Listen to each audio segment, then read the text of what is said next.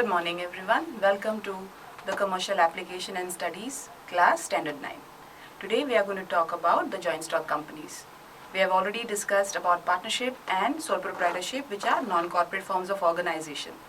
Non-corporate forms of organizations are those organizations where management and ownership are not separated from each other. Today I will introduce you to the corporate forms of organization where management and ownership are separated from each other, and that's the joint stock company. To give you a background of the joint stock companies, let me tell you that joint stock companies originated in England. It was the world's first joint stock company was the Virginia Company that was formed under the charter of King James I in 1606. At that time, when the joint stock companies were formed under the King's Charter, unlimited liability was applicable to the members. Owing to this characteristics, many people were hesitant to become members. But later on, when the English Act was passed, limited liability was made applicable to joint stock companies. Now, since India was a colony of the British at that time, joint stock companies were introduced to India by the British. But at that time, it did not spread uniformly across the country, mostly because it was only adopted by few business houses, because even at that time we had these pioneers like Tatas and Birla. So they adopted this form of organization to run their family business. Now let us talk about the joint stock company. What is a joint stock company? Now here are some definitions given here. The first definition is it is for a layman.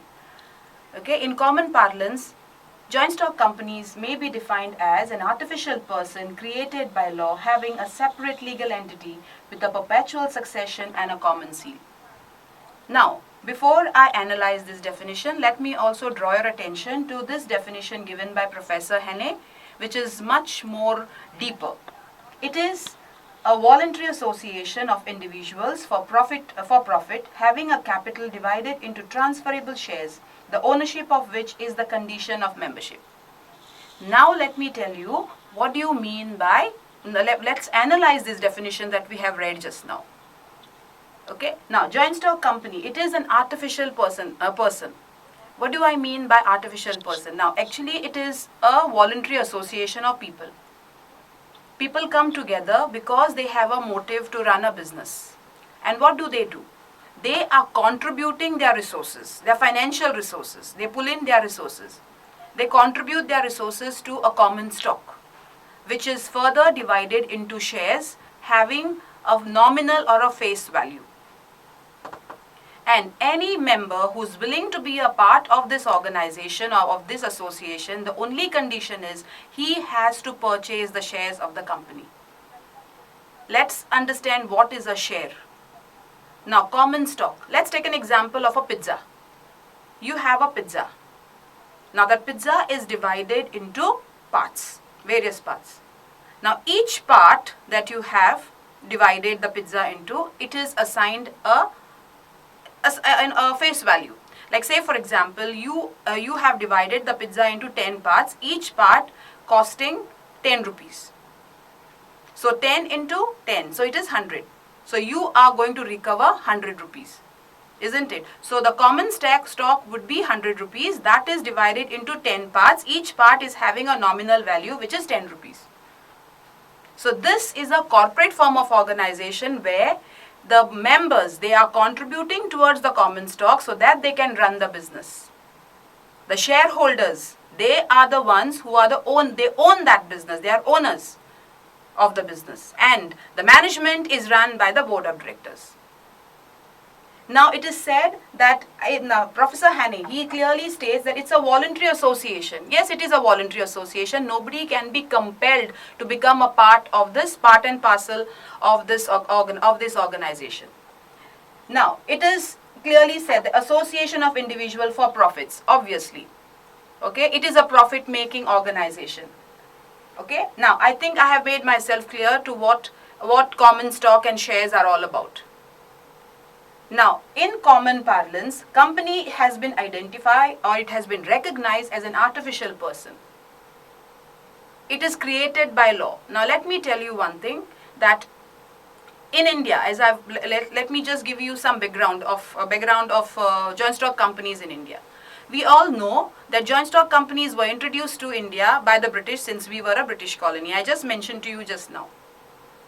I said that this form of organization in the 19th century, when it was introduced here, it was only a handful of business houses who adopted it. It did not spread all over India uniformly. Now in England, initially when it originated in 1606, it was the first company that originated. It was formed under the charter of the king. And at that time, unlimited liability was applicable. I just mentioned that. But then people were a little hesitant to become members of the joint stock companies.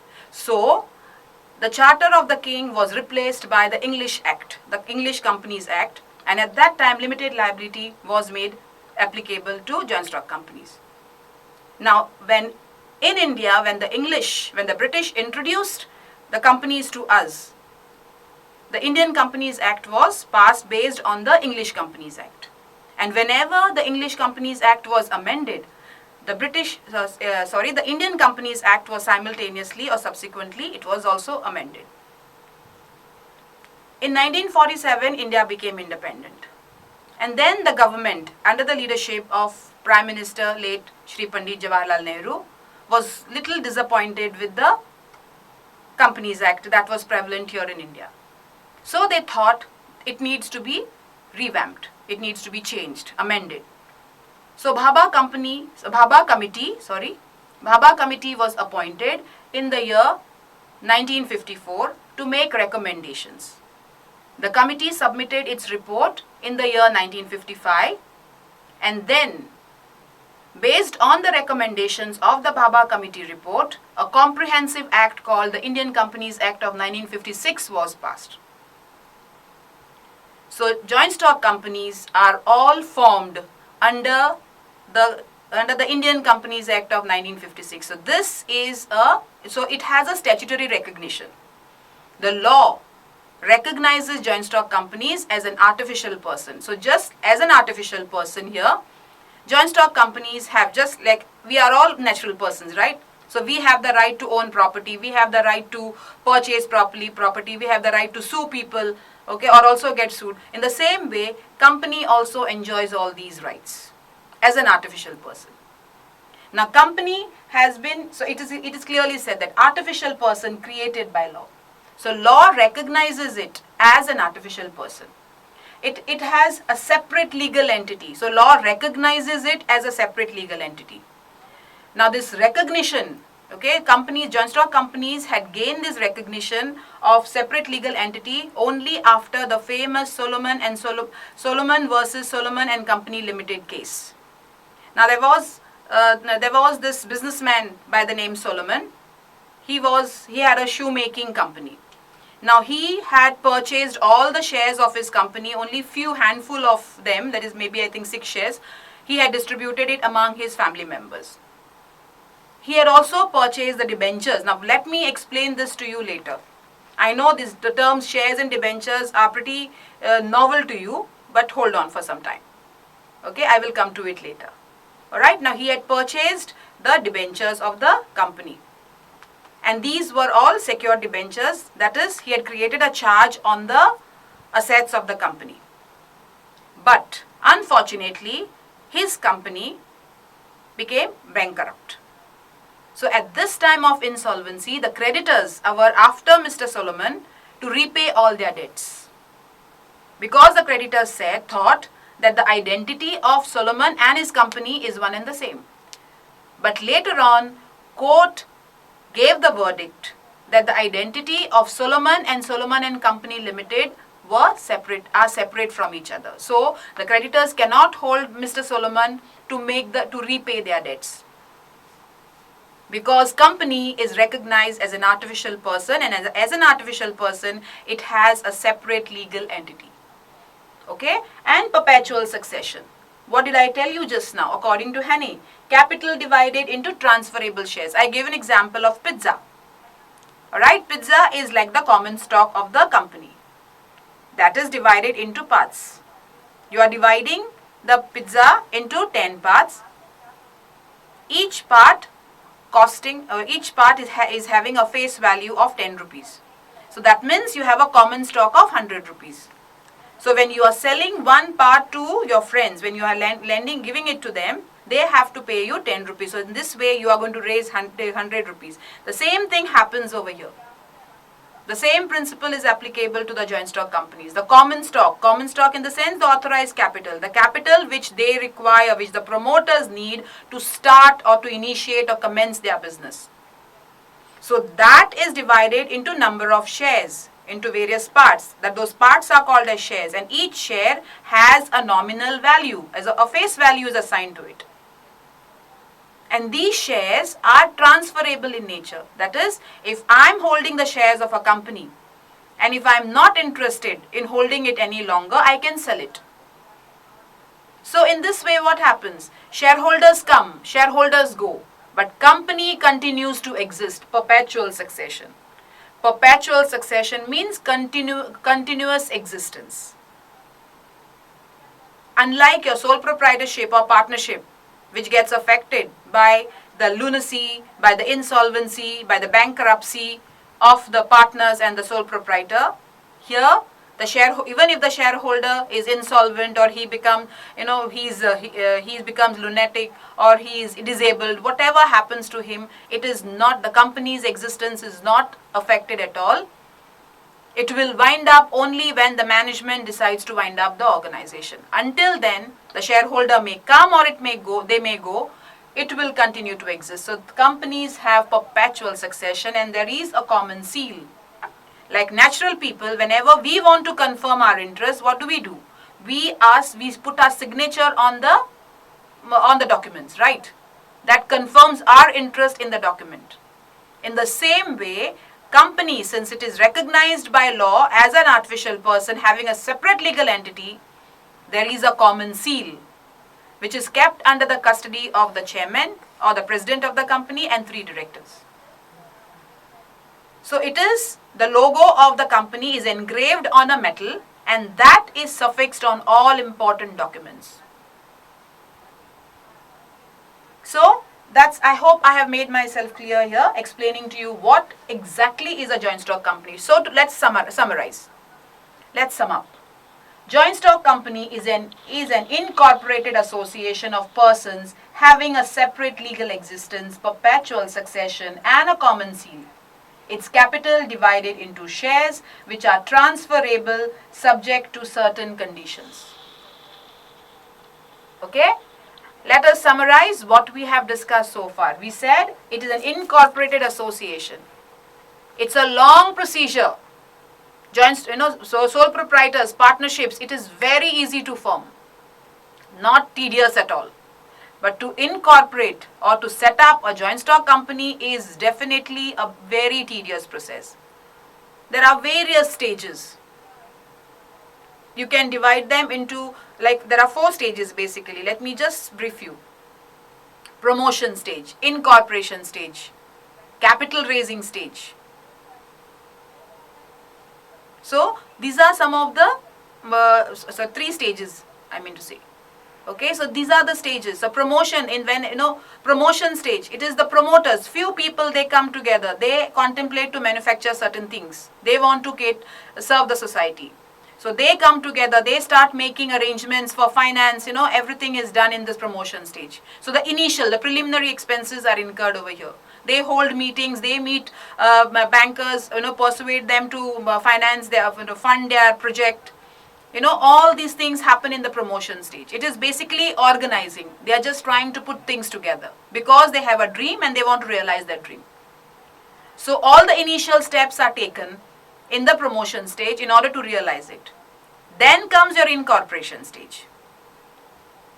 Okay, then comes the incorporation stage where the members, the promoters, 2 in the case of private limited company, 7 in the case of public limited company. So they have to they have to come together. They have to prepare certain documents, documents like memorandum of association, articles of association. These are some of the important documents. So they have to file them. They have to prepare them. and this has to be submitted to the registrar of companies. And then once the registrar of company is happy, okay, once the registrar of company is happy with the knowing that they have complied with all the statutory requirements, he will issue the certificate of incorporation to them. So if it's a private limited company, as soon as they get the certificate, obtain the certificate, they can initially start the business, whereas the public limited company has to move on to the next stage, which is the capital raising stage.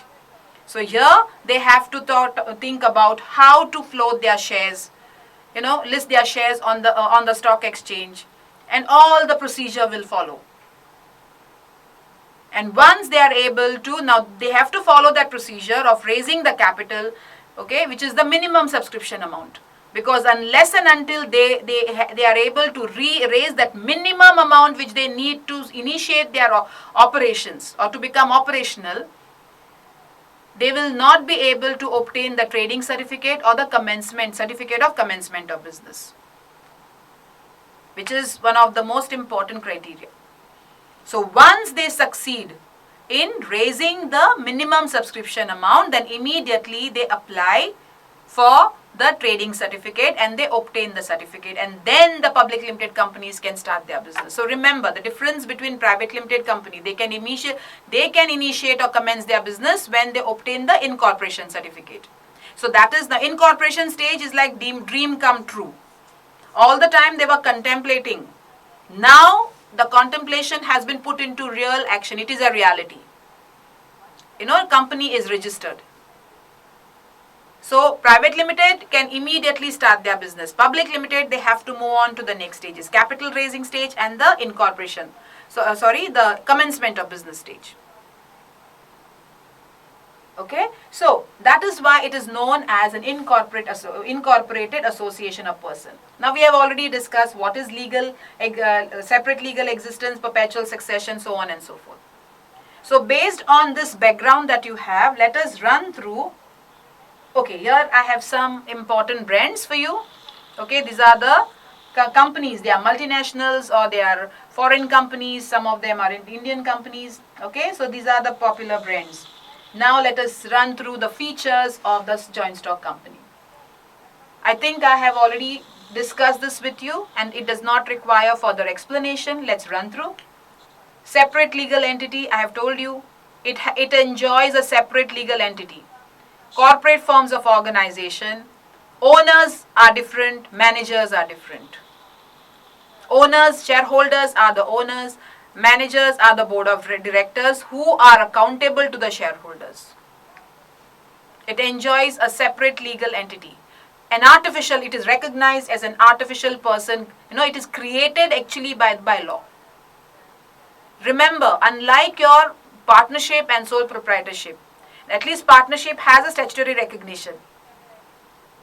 Now, joint stock companies, yes, they are all, okay, they have a statutory recognition in the sense like in India, we have the Indian Companies Act of 1956. I explained to you how this act came into existence.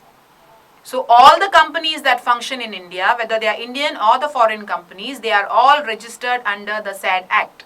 And in order to ensure that the companies operating in the country, they are not violating the rules and regulations, or they are abiding by the rules and regulations, the company law board has been established. So company law board actually supervises or keeps a strict vigil on the activities of the companies operating here in India.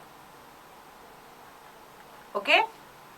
So it has a separate identity of its own. It is recognized as an artificial person. There is perpetual succession, that is continuous existence. I told you, shares are transferable. You can buy and sell them. If I am not interested in holding the shares, I can sell it to somebody who is interested. So then I cease to be the shareholder, he will be the shareholder of that company. So shareholders may come and they may go.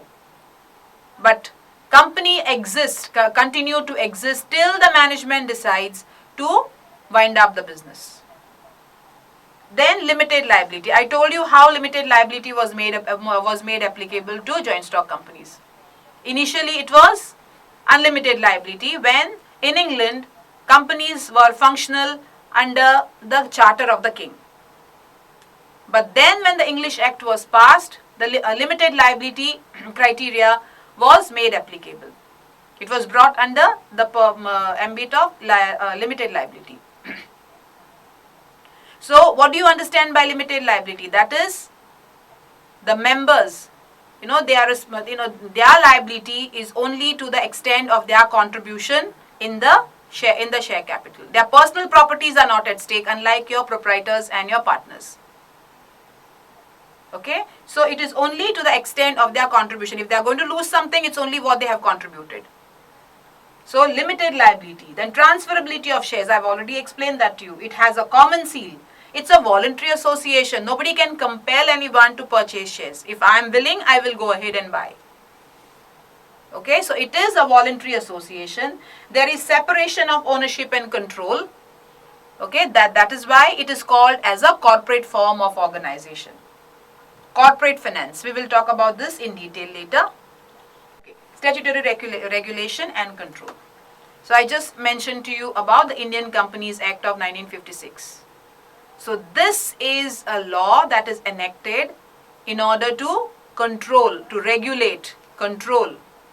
the functioning of companies in India, whether it is Indian company or a foreign company.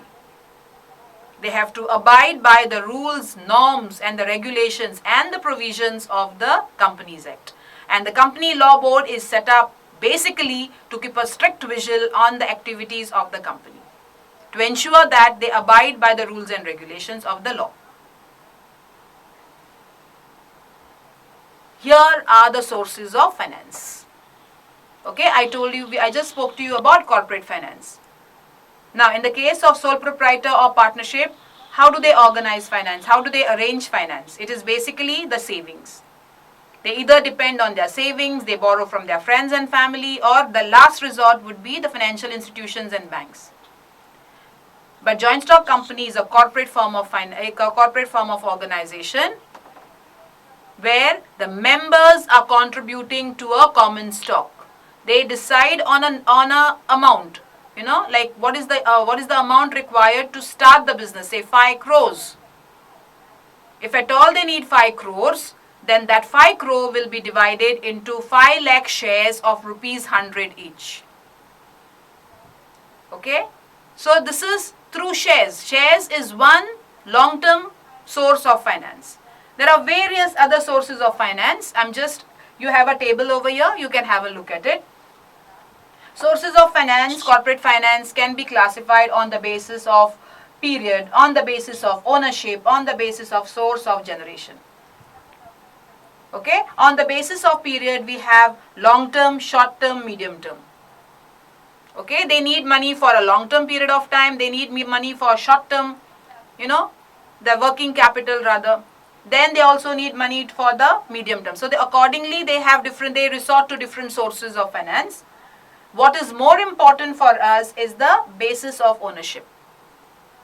So we have the owner's funds and the borrowed funds. Owner's funds is what? The part of the capital to which the owner has a claim. My savings, if at all it's a sole proprietorship. If I'm investing my savings in my business, then I have a claim to it. I can take it back. Okay, so shareholders, when they are making contribution to the common stock, they have a claim to it. So that is called as the owner's funds. Borrowed funds are when they are raising funds, when they are borrowing, and the company is borrowing money from other financial institutions. So the owner's fund plus borrowed funds is equal to employed funds. That is the amount they employ or they use to start the business.